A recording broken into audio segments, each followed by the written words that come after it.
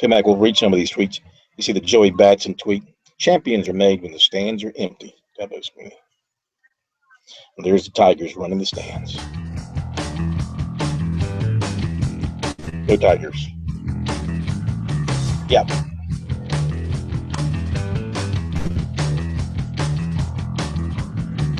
All right, I'll update the baseball very quickly. Florida State continues to lead at College of Charleston, top of the 6-0, and the Cougars are the home team in that one. Vandy 21-0 over Radford.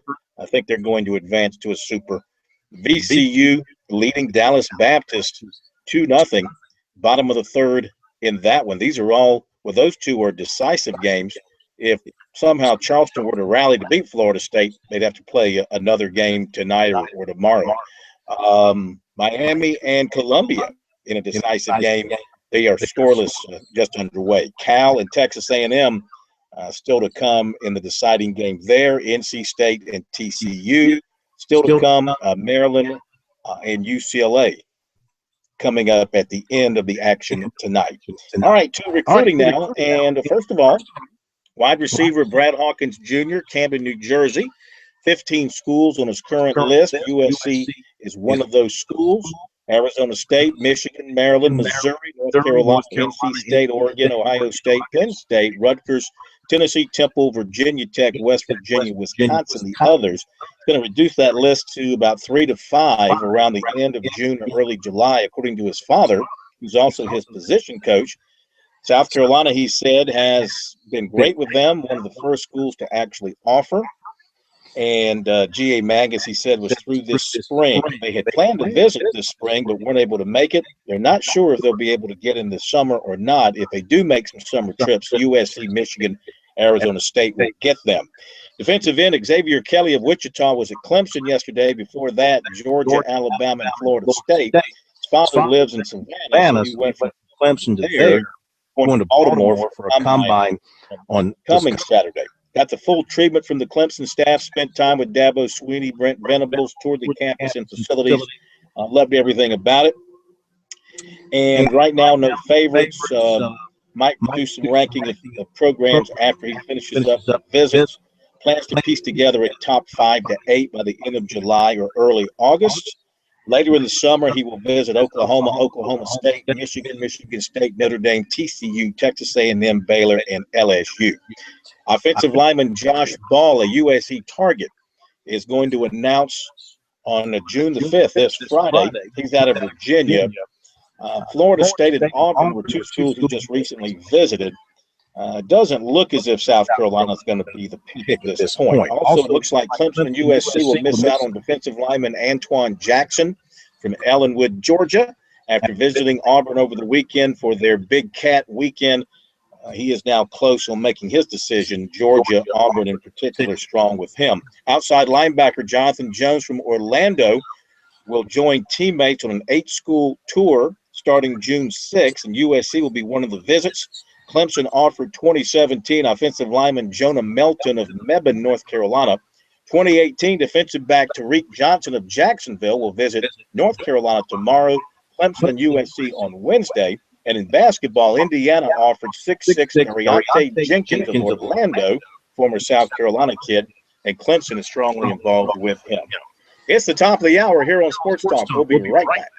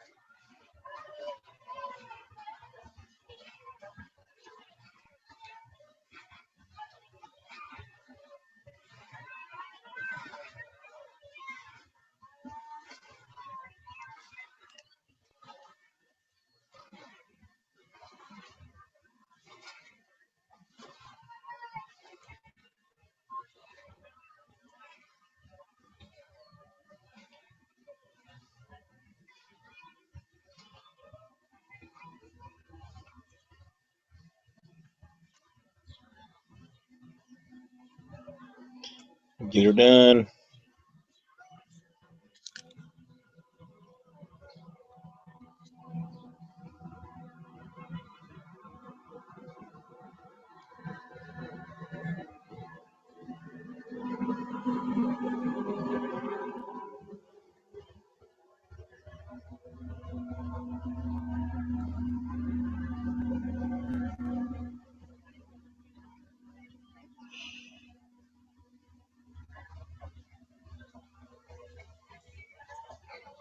Uh-oh. Sepp Blatter could be in some trouble.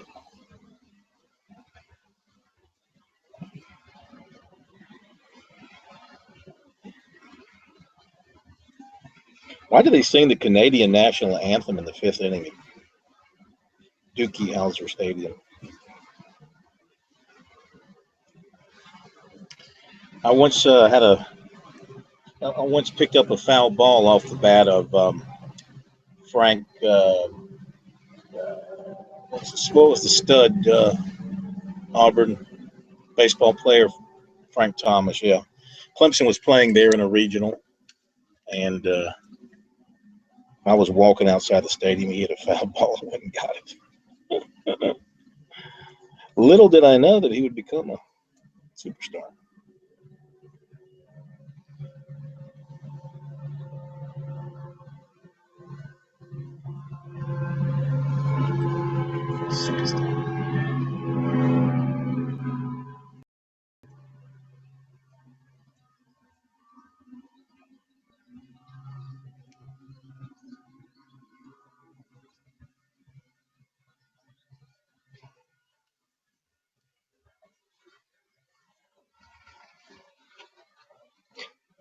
Reggie. What an idiot.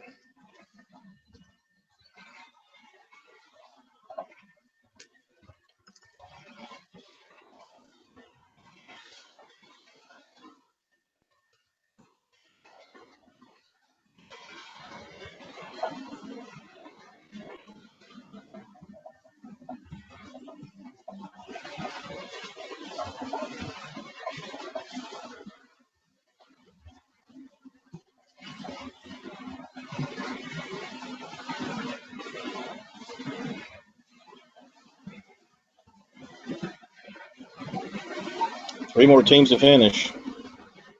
We're playing 17 and 18. South Florida, LSU, UCLA, and Georgia Tech. Oh, no, not LSU, UCLA.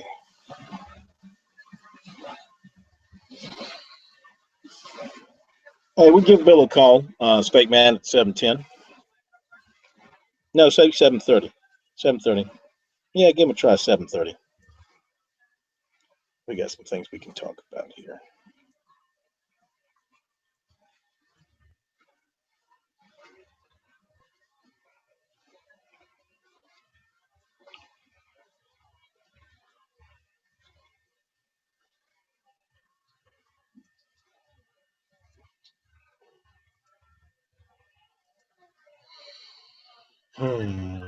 We've hit the doldrums. The summer doldrums a bit earlier this year in baseball.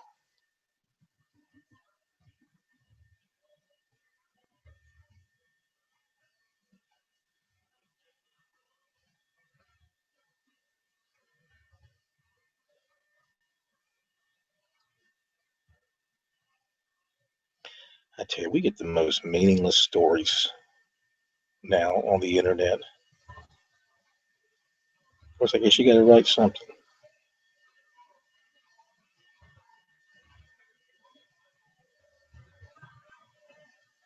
Scored 21 points.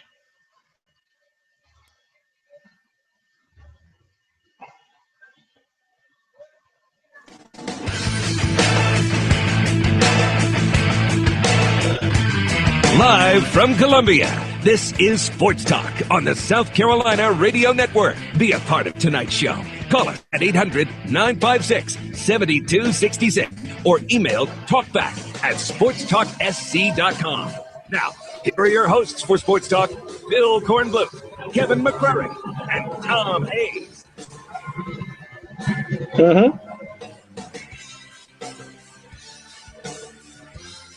And back we are. Hour number two. Try that again. Back we are for hour number two. Here on Sports Talk on a beautiful Monday evening where I am. I hear parts of the state hammered by some weather. So tough it out. The rain is good.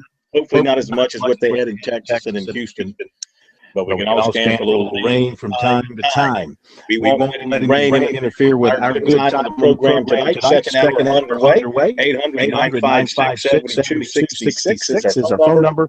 Email talkback@sportstalksc.com. And on Twitter at SportsTalkSC is how you can follow us on Twitter. If you haven't signed up for our Twitter feed, do so at SportsTalkSC. And, of course, you can exchange your opinions, your comments with us on Twitter as well. In fact, K-Mac, I was just checking out a couple of tweets a moment ago and saw some folks who were saying, hey, I'm buying my tickets to the South Carolina-North Carolina game. I'm not going to let the price of admission scare me away. You were seeing that? I've been seeing a lot saying, no thanks, no thanks. No, I saw that. Game. I saw one guy say that he must be a Panthers season ticket holder and PSL holder, and he said he was able to buy, I think he wrote 8 tickets because of his through his PSL renewal, and he got 8 tickets to the South Carolina game. Okay, well, there's 8 seats. Well, that's a PSL renewal. How much did that renewal cost him?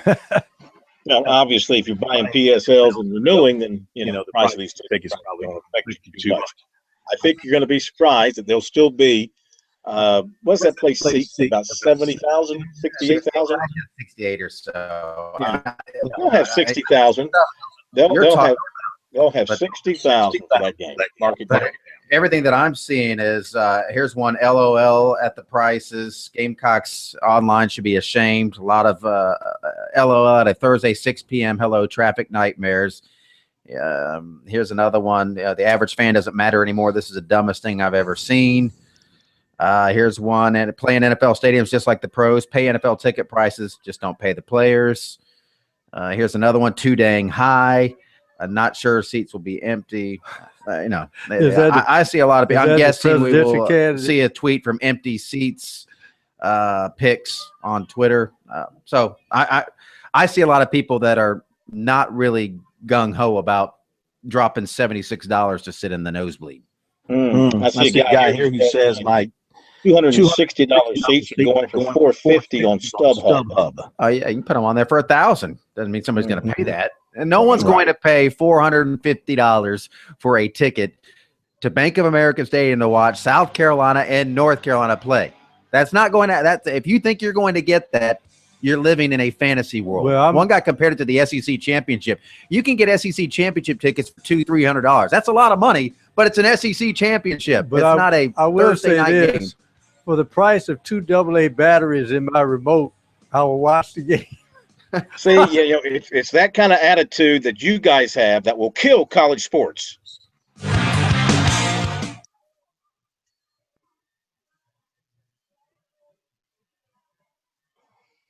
Yep. Going to kill college sports.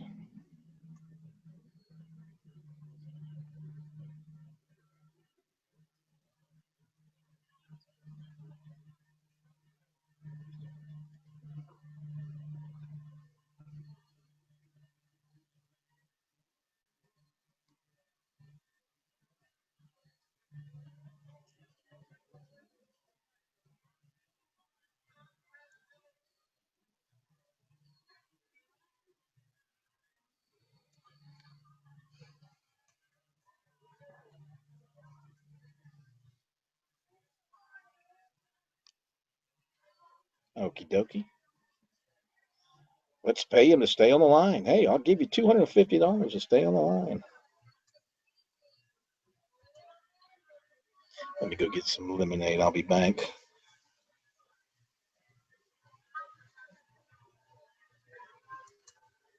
Oh, God, I can make the show from here every day. Take a look at it now, State Man, when I set my camera up here.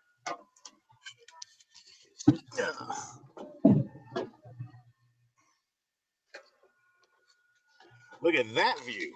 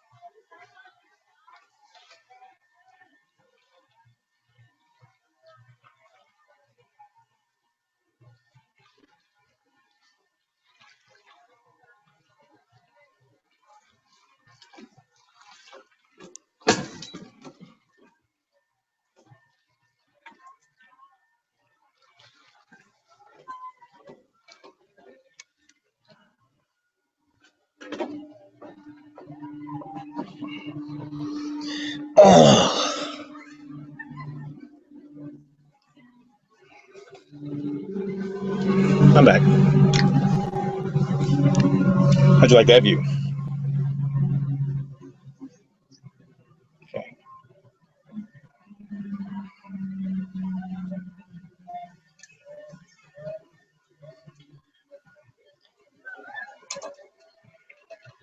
Fire the coach, fire the coach, fire the coach.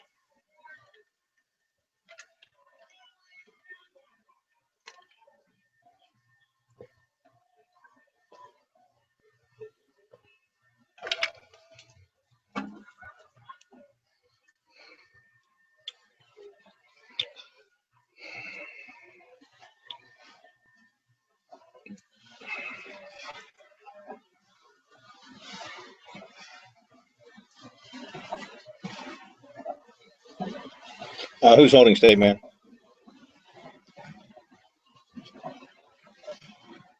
Cow pins. Cowards or cow pins? Coward. Now there's a cow pins and a coward. Cowards. Yes. Could you give me a station, a radio station?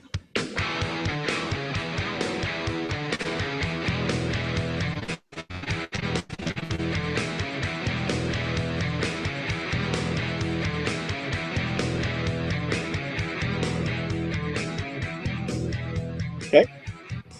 Yep.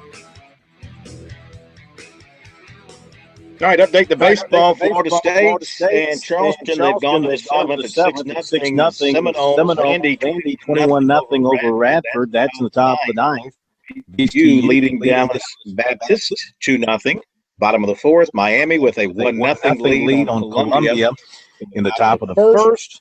And the play is over. The NCAA Golf Championship round 4 is complete, and it will be Illinois, Vanderbilt, Georgia, Texas, Southern Cal, South Florida, LSU, and UCLA advancing to play in match play. Georgia Tech finished 9th, 3 shots behind the cut line. TCU was 10th, 7 shots back of the cut line. Then it was Florida State, Auburn, USC at 13, then SMU and San Diego State. To the phones we go tonight here on Sports Talk. Listening to us on 95.3 out of Florence is Jesse and Cowards with us tonight. Jesse, welcome into Sports Talk. How are you? I'm doing great. How y'all tonight? Man, we're doing terrific. Good to have you with us. Well, I got something to say about what you just last week, and y'all was talking about Dabo. I am disappointed in Dabo not going and accepting the award. I've served in the United States military for 4 years for freedom of speech. And when a man can't express his freedom of speech because he's a Christian, then this country is going to hell, wastebasket. And anybody that'll say that what the president and those kind of people are spewing, that it's okay for a man to marry a man or a woman to marry a man, they better change the life or they go straight to hell too. Mm-hmm. Well, I agree with you that Dabo should have gone. The first words out of corn is I agree with you after that. Nice. Oh, we got to get that. We have to have that on tape. I want that entire I agree with the complete sense. He came back typical of the younger media generation. You're taking things out of context. As I said before you interrupted, I agree with what you said about Dabo speaking, should have gone on to speak tomorrow night. I think he should have too. I think that he fell victim to the pressure, national headline, especially like when it shows up in the USA where the headlines are written a certain way.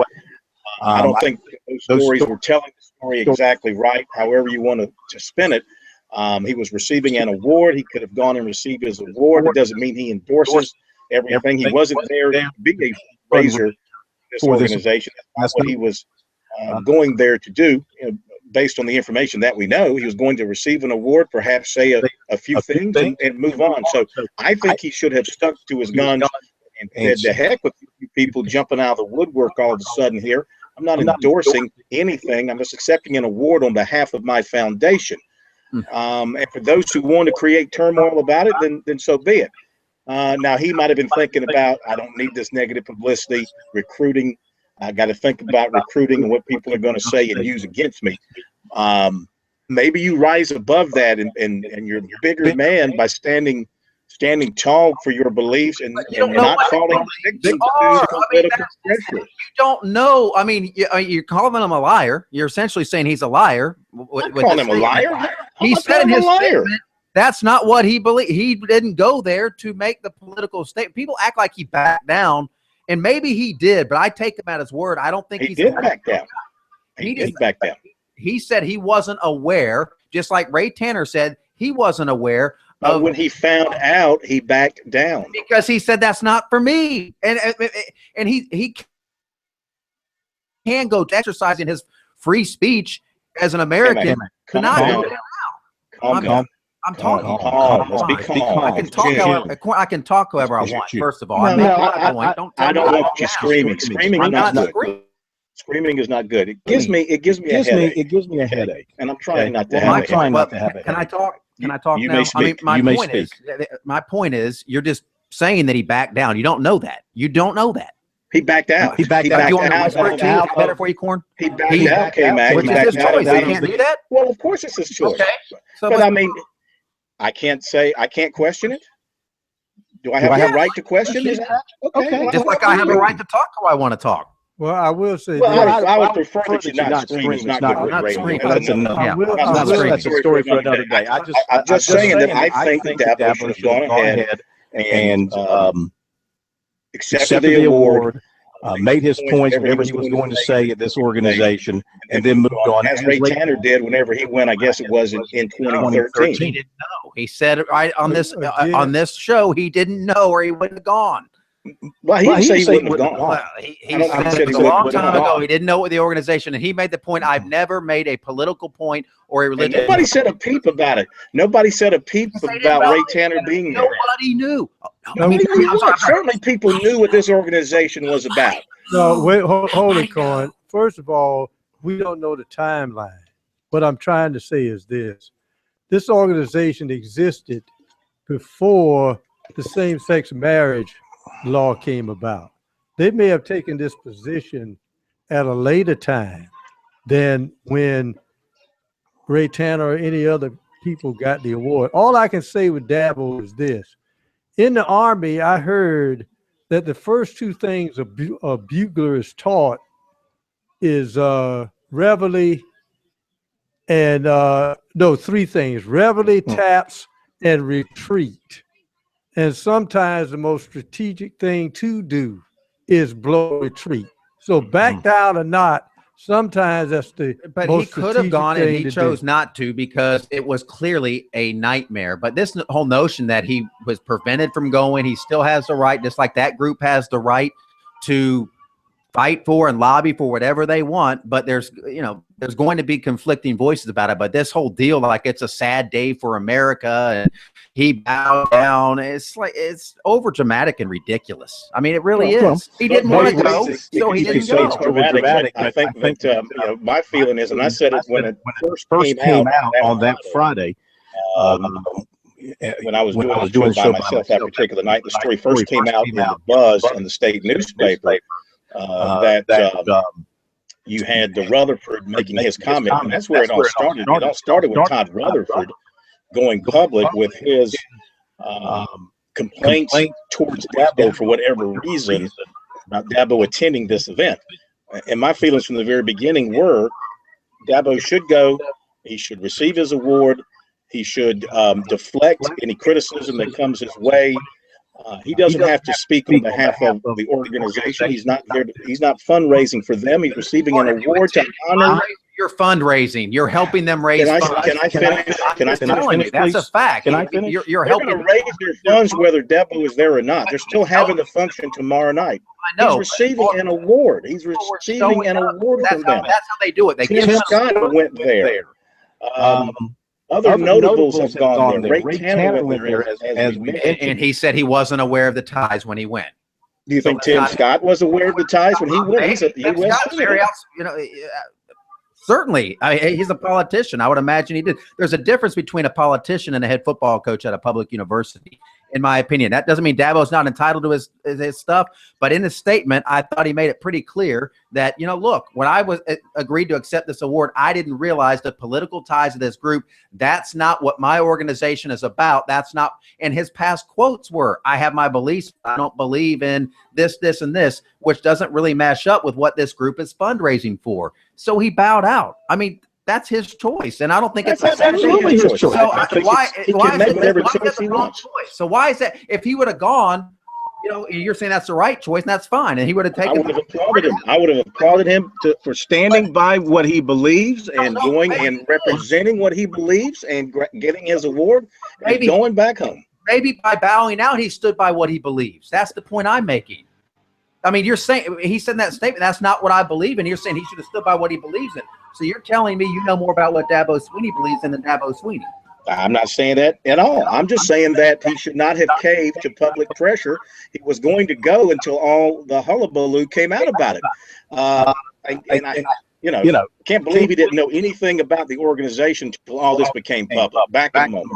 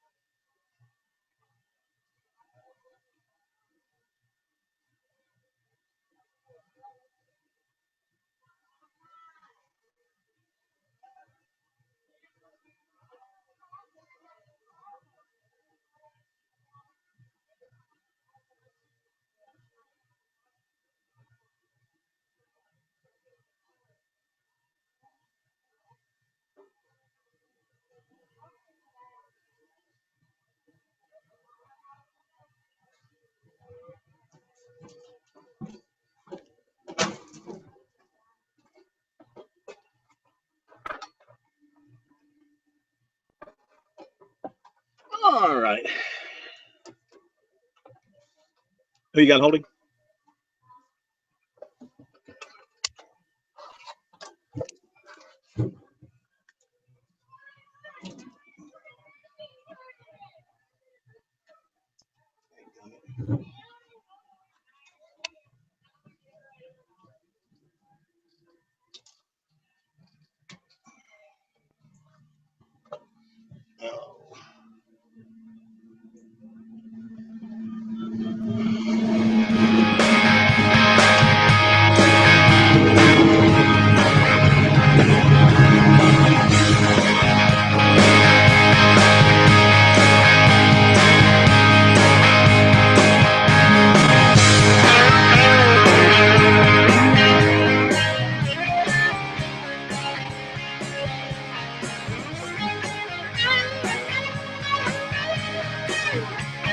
I'm here.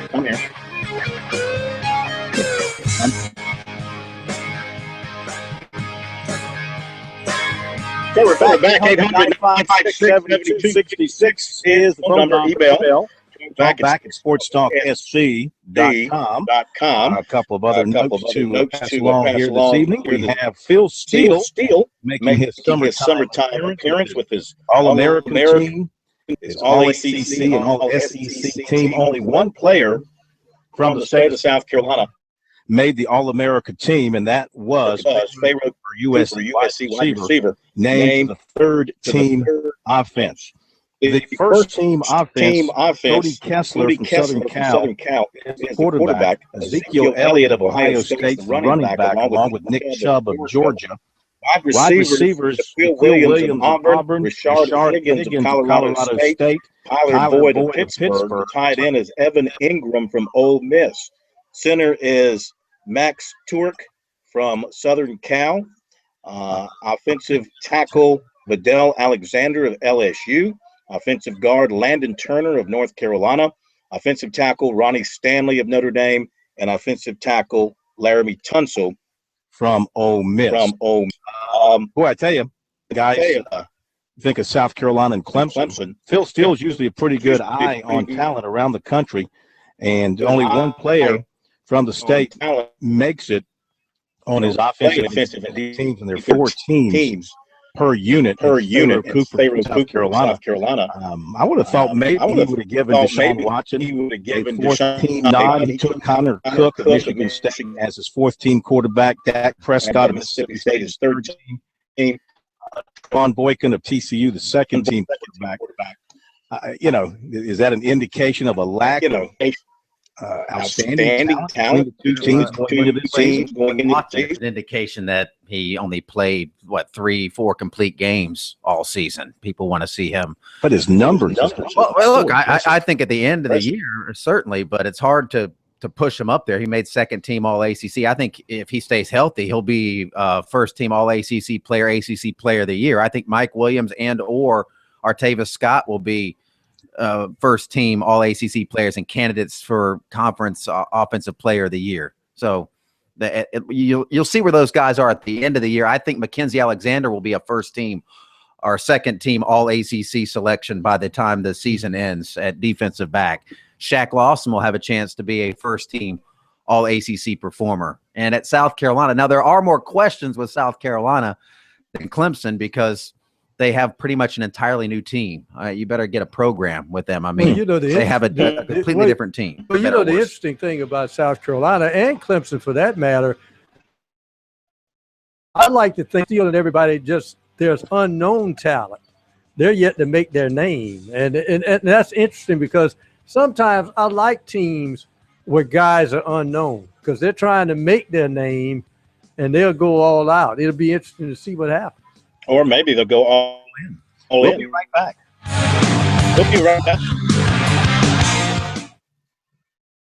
What's that? Oh, you call that?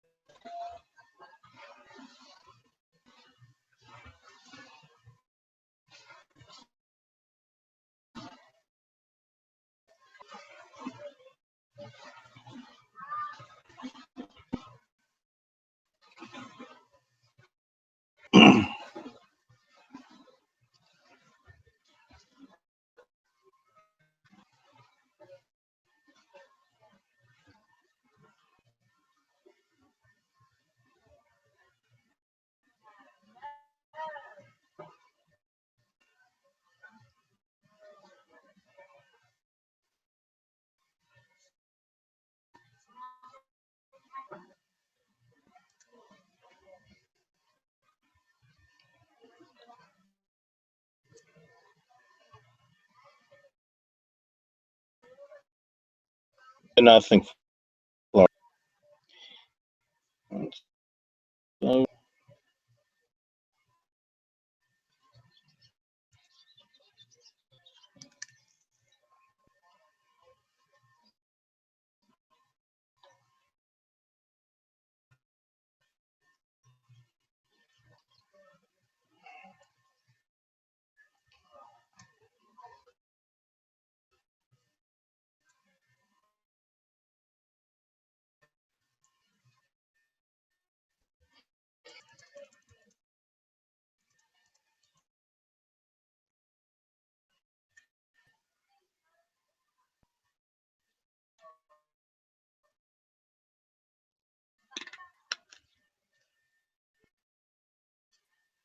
he's a smart guy for next.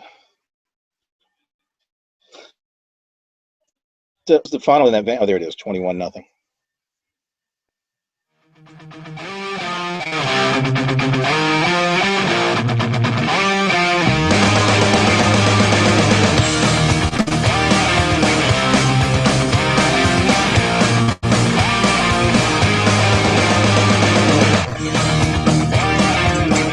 $800-956-7266. Our number here on Sports Talk. If you want to join in with us tonight, Florida State leading the Charleston 8-0. They're in the top of the eighth. Vanderbilt has finished on 21-0. So Vandy wins advances to the Super. Dallas Baptist bottom of the eighth, 2-1, and Miami with a 4-0 lead on Columbia in the bottom of the first. Okay, Matt, I'm going to this is to bed, but I have to correct you in what you were arguing with me about regarding them. I went back and looked at his statement, and it's pretty much as I said. And I quote him, I appreciate the recognition of my and the foundation efforts. However, after much thought, in order to avoid a distraction for the team and the entire program, I've decided it's in the best interest of all involved that I not attend the event on June 2nd. End quote. So his reason for pulling out, in his own words, was to avoid the distraction to the entire football program. You had in front of you, read the other parts though about the political stuff when he said he said I had no idea, quote, I had no idea that I was being invited into a political controversy, he said. That was after the wave of backlash the appearance. Then he said, quote, my scheduled participation in this event has been perceived incorrectly as an endorsement of points and has entered the political arena. That's all good. And he said, quote, I have been very open about my personal beliefs. However, I do not inject those beliefs or the work of the foundation into the political process. That's the big part for me. That was the takeaway for me, that part of it. When he said, hey, I thought I was being honored for this. I didn't realize it was going to be, I was getting injected into this. It didn't become a political. Todd Rutherford stood up. I mean, he said he didn't know. I mean, he used those words. I didn't know. He didn't know it was going to become a political firestorm. And then he said he didn't know. He didn't say he didn't know about the family council thing. But he said, I've always been outspoken about my beliefs, but I don't believe injecting those beliefs in the political debate, which is what this group is doing. The beliefs or the work of its foundation. The political debate, that's on the shoulders of Todd Rutherford.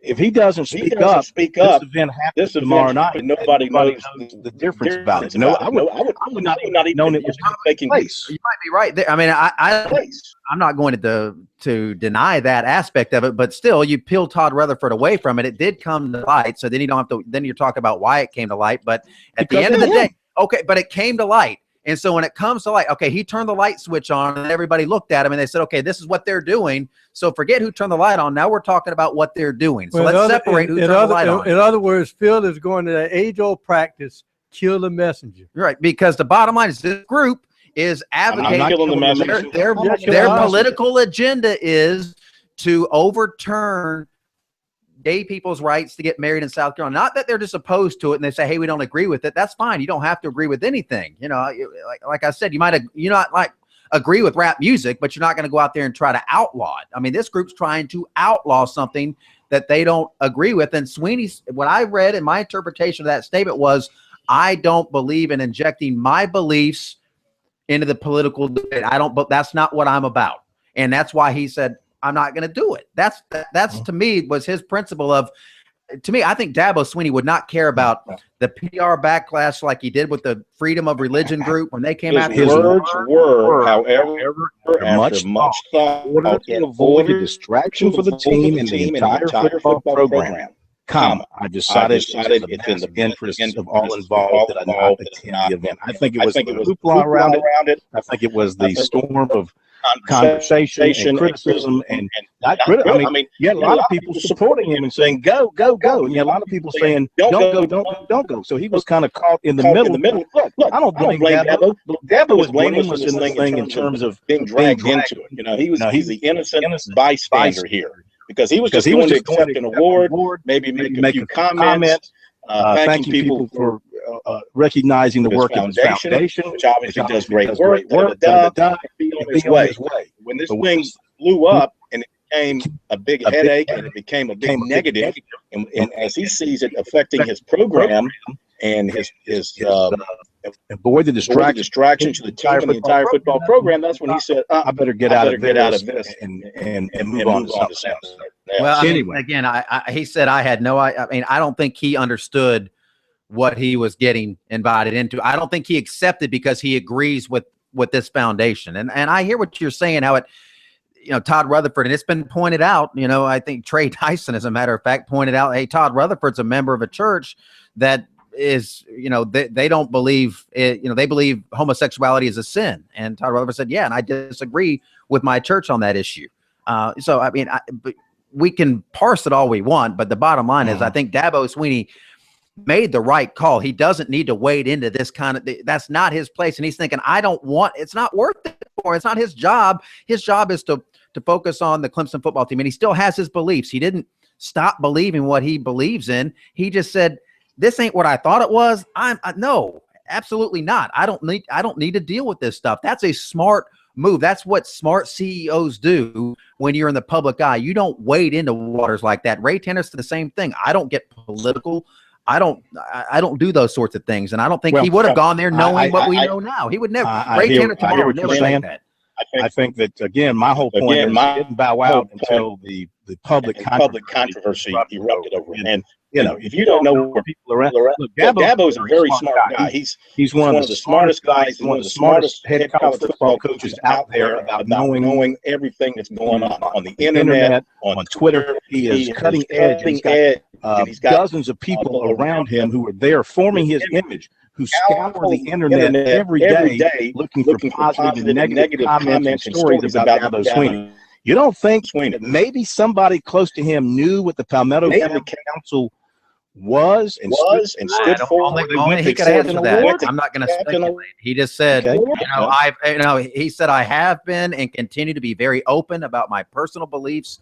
However, I do not inject those beliefs or the work of the foundation into the political. I'm not arguing that. I'm not arguing that. I think my whole point was from the caller said he was disappointed. He was a veteran of war, and he had fought for freedom of speech, and he was disappointed. Besides all that, he was disappointed that Dabo Swinney fell to the pressure of those who wanted him silenced on the matter, whatever the case may be. And I agree that Dabo, I think, in my opinion, Dabo should have thought through all of that and gone on and accepted the award and made his whatever comments he wanted to make. Here's the other part of the equation.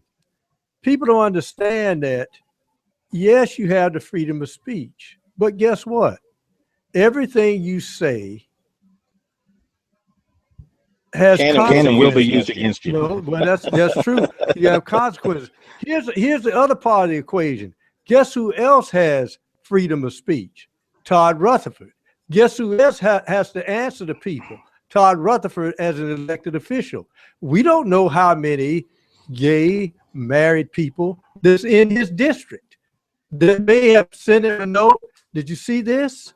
You see where Dabo's going? Mm-hmm. And he has to answer to part of his constituency. So there's pressure, and it is a bigger issue now than it was a year ago. Todd Rutherford's not in my crosshairs either because where was he out, speaking out when Tim Scott when Ray Tanner went? They've got people going to be there tomorrow night. I haven't heard a peep from him about who's going to be there to speak to the group tomorrow night. And that was my question. Was he just singling out Dabo Swinney because he's a football coach, or because he's Clemson's football coach, or just what? Yeah, it's all about taking down Dabo. I mean, he said he didn't know about what. I can tell you the Palmetto family council. There's a lot of people out in the I don't know world about this story. Well, again, Phil, I want to tell you, it's a look bigger at the issue timeline. Now. Yeah, I mean, what's happening this month? The group was established well before the same-sex marriage law. Maybe they took this position years after their establishment, which they did, and we don't know the timeline of those who accepted awards before they took this position and or afterward. So you got to check the timeline. All right, we'll hit a break. We'll be back on Sports Talk coming up. Sports Talk.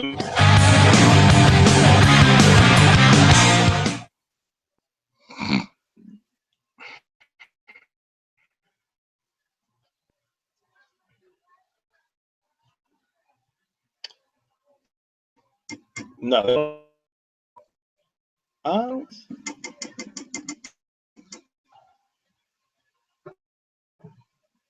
Yeah. Oh, yeah, but I think did somebody say they're not getting on iHeart?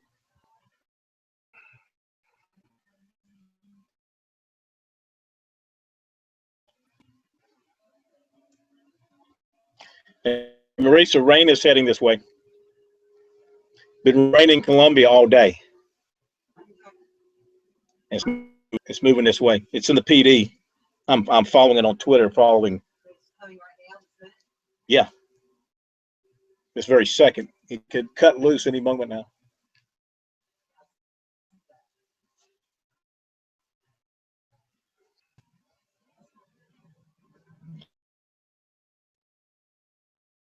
Okay, Mac, you got some voices for you for the morning.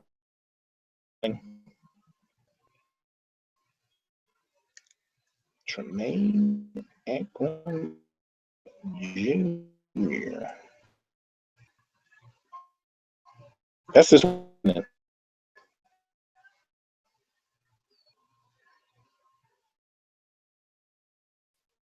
Spurrier. Yeah.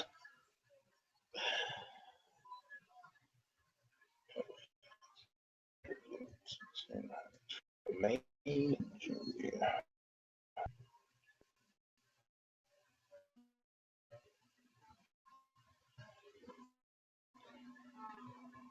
Tremaine Ackland Jr.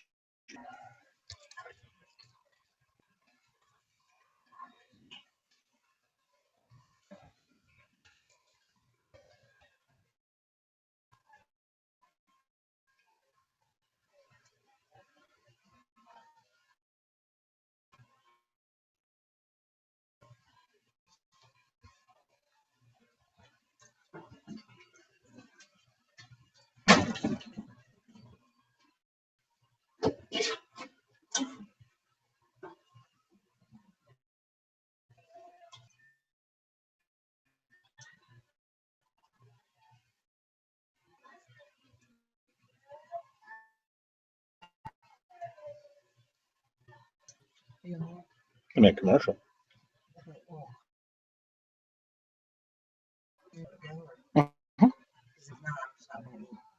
Yeah, I'll leave as soon as we're done.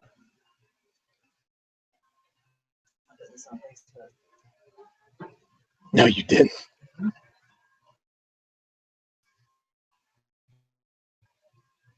I like a big old slobs with this shirt.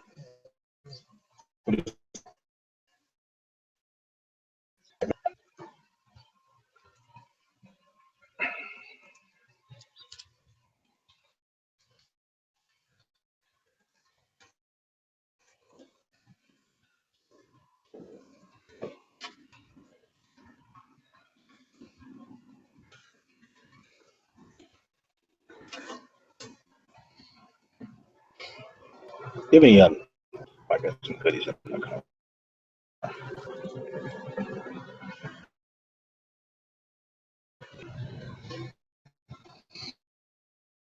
Okay, we can talk to him in this segment.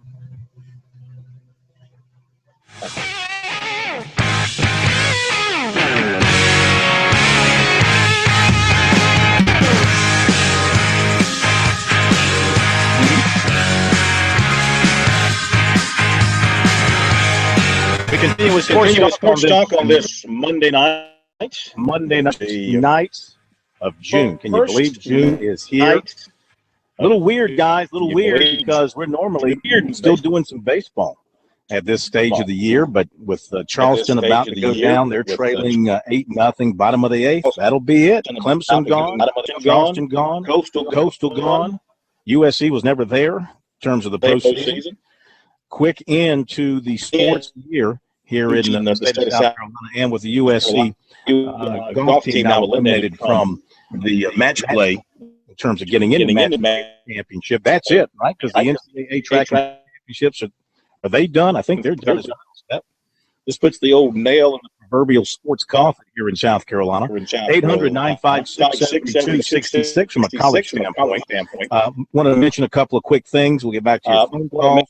The Phil all SEC preseason team. We mentioned that Tafero Cooper All-American, so obviously he's on the first team of the All-SEC squad. Brandon Shell is on the third team. Sky Moore is on the fourth team. The All-ACC team. Clemson's Mike Williams, first team All-ACC. Isaiah Battle also made the first team. Deshaun Watson made the second team.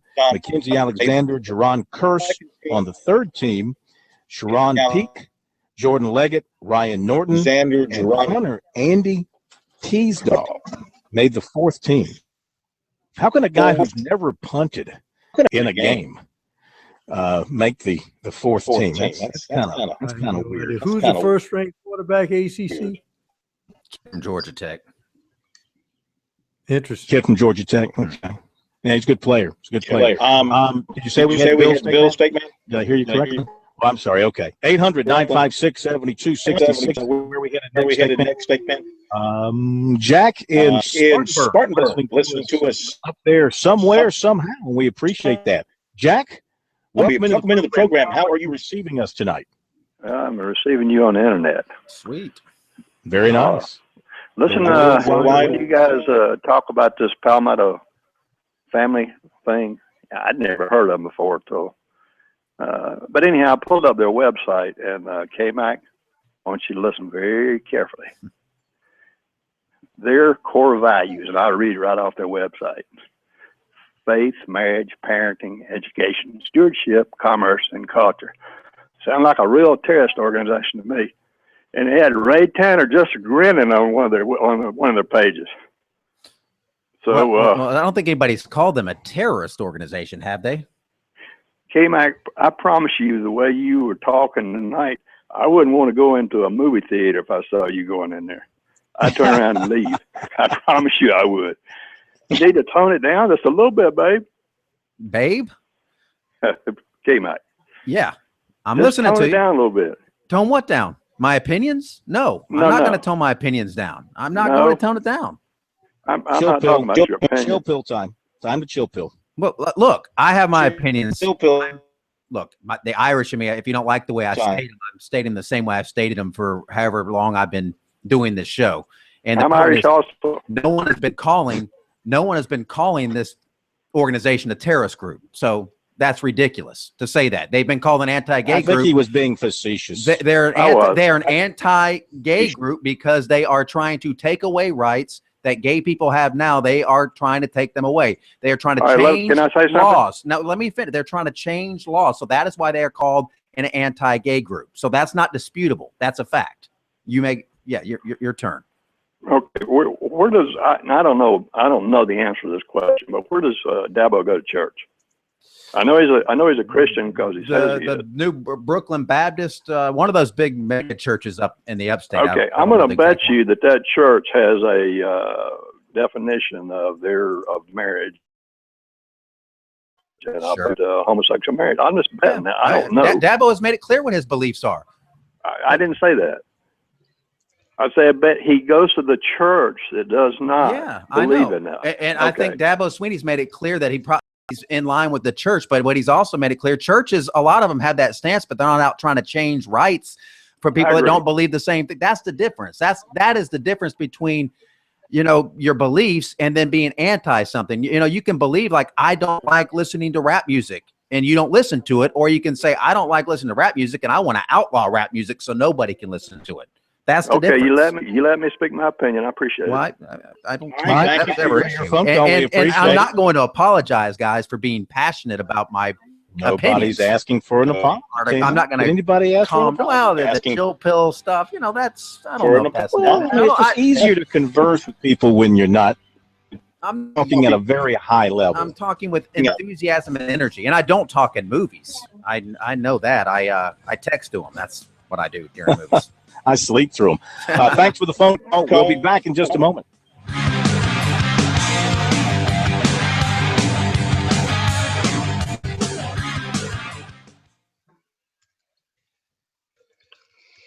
All right, good stuff. We made it through a Monday.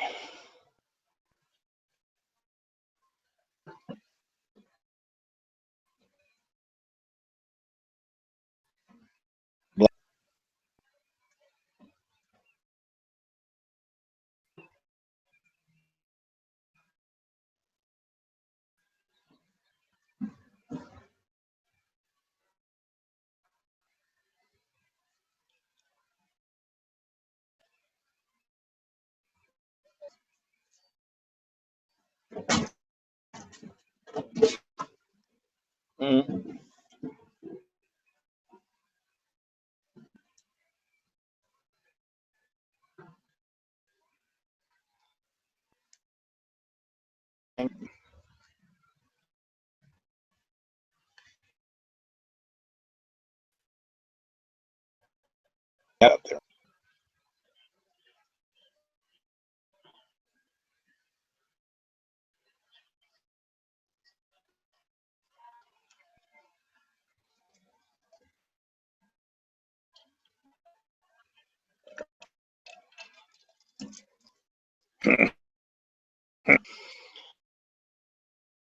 That's a terrible rule.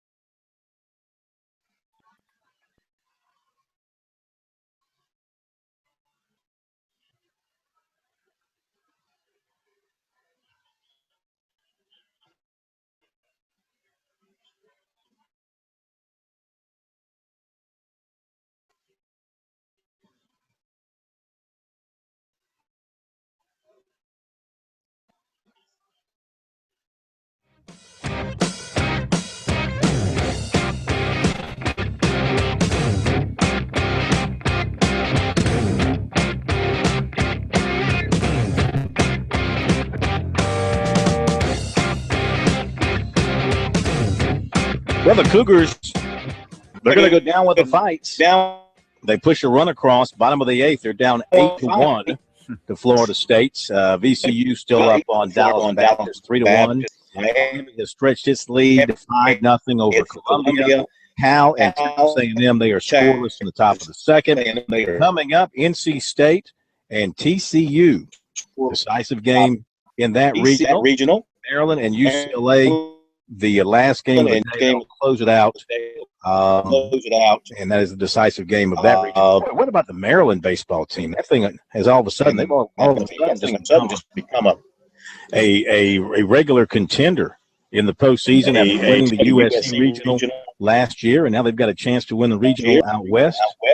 They have really turned it around. Illinois, Indiana, a lot of places that where baseball was sort of an overlooked sport for many, many years. They don't have the great facilities or anything like that, but they put the right coach in place. Right players, you'll have a chance to make some noise, and that is what they have done. So as we sit here tonight, I want to pull up the bracket, take a look at some of the regionals, and as soon as my bracket opens up, I'll be able to do that unless you have them in front of you. Perhaps the updated bracket with the super regionals that are already. I just have the scoreboards on my page here. Hey, Mac, how about you? Have you happen to be thinking ahead like that? No, I mean, when we have, well, we know Florida State left. That's I guess that's the big one there. If you look at Florida and Florida State. Well, let me take a look here. Let's see what. All right, so UCLA, that bracket's still to be determined. Virginia has advanced. So Virginia will play the winner out of UCLA, Maryland. Arkansas advanced, and Arkansas is going to play Missouri State in that super region. Miami is going to advance in all likelihood, and is going to play either VCU or Dallas Baptist in that super. Florida State's going to advance and is going to play Florida. That's going to be a heck of a super regional right there. Florida State, Florida. Louisville's moved on and will play Fullerton, right? Fullerton came out in that regional. I think they did. Louisville, Fullerton. Vandy is advancing and it's going to play Illinois. That should be quite good. Let's see. TCU is it LSU, Louisiana Lafayette? You said that one, right? See, LSU's advanced. I didn't say that. So LSU's going to play Louisiana Lafayette. Apparently so, and then Louisville and Cal State Fullerton is what I see on my board here. Yeah. On Let's the mention that. Did I say isn't TCU and NC State? Yeah, the winner of that one is going to get Texas A&M. So, and of course, it seems just like a few more spots to go. And it seems like by the luck of the draw, that Missouri State can't host the region, even though they're a national seed. They get to go to, I guess, Fayetteville, Arkansas there. Yeah. All right, guys, that'll do it. I'll be back with you in the studio tomorrow night. Thanks for everybody participating tonight. Have a great night. See you tomorrow night on Sports Talk. We'll see you tomorrow.